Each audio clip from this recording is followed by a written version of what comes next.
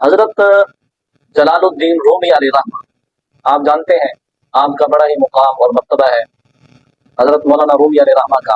حضرت جلال الدین رومی علیہ رحمہ جو ہے اپنی حکایات کے اندر درج فرماتے ہیں کہ ایک شخص مسجد میں نماز ادا کرنے کے لیے اندھیری رات میں گیا۔ وہ راستے میں جا رہا تھا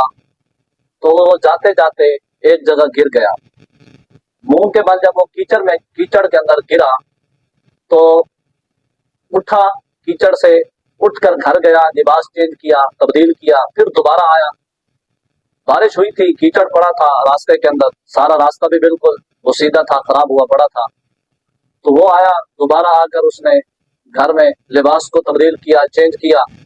لباس تبدیل کر کے پھر مسجد کی طرف دوڑا، مسجد کی طرف جا رہا ہے نماز پڑھنے کے لیے۔ اب وہ نماز پڑھ رہا ہے اللہ اور اس کے رسول کی رضا حاصل کرنے کے لیے، رب کریم کا قرب پانے کے لیے وہ مسجد میں جا رہا ہے۔ ہم تو خیر مسجدیں ہم لوگوں نے بڑی آباد کر دی، تو جب وہ دوبارہ جاتا ہے گھر تبدیل لباس کرنے کے لیے، لباس کو تبدیل کیا، مسجد کی طرف دوبارہ جا رہا ہے، پھر دوبارہ کیچڑ کے اندر گر پڑا، کپڑے سارے خراب ہو گئے بالکل۔ پھر دوبارہ واپس لوٹا، واپس پلٹ کر آیا، گھر کے اندر لباس چینج کیا، لباس چینج کرنے کے بعد اب وہ گھر سے نکلنے ہی لگا تھا کہ راستے کے اندر اس کے دروازے پر ایک شخص آیا، اس کے ہاتھ میں چراغ تھا،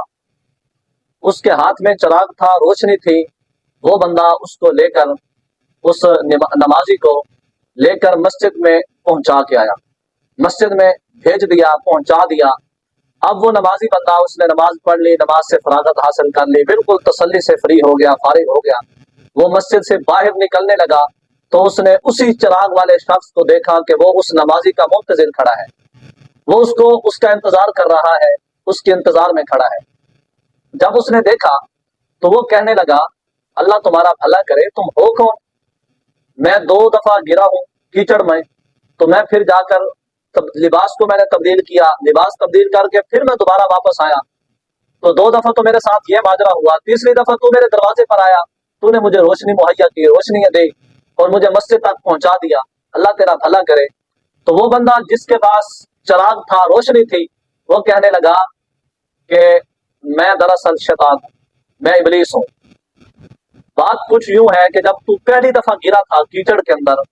تو اللہ رب العزت نے تیری ساری زندگی کے گناہوں کو معاف کر دیا، تیری بخشش فرما دی مالک نے۔ جب تو وہیں سے واپس لوٹا، گھر لوٹ کر آیا، تو نے لباس کو تبدیل کیا، چینجنگ کی، واپس جانے لگا، جب تو کیچڑ کے اندر دوبارہ گر پڑا نیچے، جب دوبارہ گرا تو اللہ رب العزت نے تیرے پورے خاندان کے مالک و مولا نے گناہوں کو معاف فرما دیا۔ اب جب تو دوسری دفعہ گرنے کے بعد گھر میں گیا، لباس تبدیل کیا، واپس آنے لگا، مجھے یہ خدشہ ہوا کہ اگر میں تجھے اب بھی روشنی مہیا نہ کروں، روشنی نہ دوں، تو ممکن ہے تو اب جو جا رہا ہے مسجد کی طرف، وہ سیدھا راستہ ہے، خراب راستہ ہے، کیچڑ پڑا ہے، تو راستہ کسی کھاتے کا نہیں ہے، اس قابل بھی نہیں ہے کہ اس پر چلا جا سکے۔ اب میں تجھے روشنی اس لیے مہیا کر رہا ہوں کہ تو اب دوبارہ یا تیسری دفعہ گرنے کا ارادہ رکھے گا یا گر جائے گا، مجھے خدشہ ہے کہ کہیں اللہ رب العزت تیری وجہ سے، تیری اس نیکی کی وجہ سے تیرے پورے گاؤں، تیرے پورے محلے، تیرے پورے علاقے کی اللہ مغفرت نہ فرما دے۔ میں یہ چاہتا ہوں کہ یہ کام نہ ہو، تیرے گناہ بھی معاف ہو گئے، تیرے خاندان کے بھی اللہ نے گناہوں کو معاف فرما دیا۔ اب میری جو خواہش ہے وہ یہ ہے کہ کہیں تیری وجہ سے سارے گاؤں کے اللہ تعالیٰ گناہوں کو معاف نہ کر دے۔ دراصل یہاں پر جو نقطے کی بات ہے وہ یہ ہے، ہم دیکھیں ہم نے مسجدوں کو کتنا آباد کیا، ہم نے مسجدوں کو آباد کرنے میں کتنی محنت کی۔ یاد رکھیے گا جس دور میں میں اور آپ ہیں، یہ بڑا ہی پرفتن دور ہے، اس کے اندر کوشش کریں، آپ نوجوان ہیں، مرد ہیں، خواہ آپ خواتین ہیں،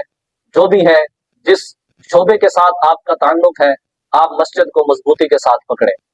عرض یہ ہے کہ اگر آپ خواتین میں سے ہیں تو آپ اپنے گھر کو آباد رکھیں، اپنے گھر کو، اپنی زندگی کو نماز کی خوبصورتی کے ساتھ آباد و شاد رکھیں۔